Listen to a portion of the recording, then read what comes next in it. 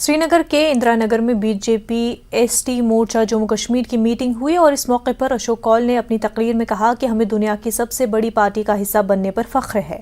वहीं गुलाम अली खटाना ने अपने खिताब में कहा कि नरेंद्र मोदी ने मुआशरे की पसमानदा तबके को बाइख्तियार बनाने का अज़्म किया था और उन्होंने उसको पूरा किया और उसे साबित किया।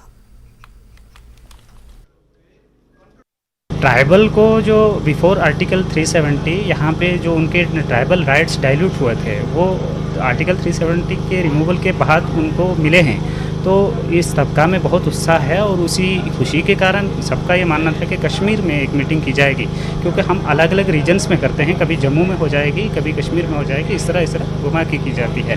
और जो यहाँ पे बर्निंग इशू ट्राइबल के साथ रहते हैं, अभी तो हमारे माननीय नरेंद्र भाई मोदी जी की सरकार ने जम्मू कश्मीर में ट्राइबल के लिए बहुत सारे जो हैं यहाँ पे उनको इमारत दे दी हैं ऑलरेडी। अगर कहीं कमी रहती होगी उसको पूरा करने के लिए आगे कैसे रणनीति बनाई जाएगी।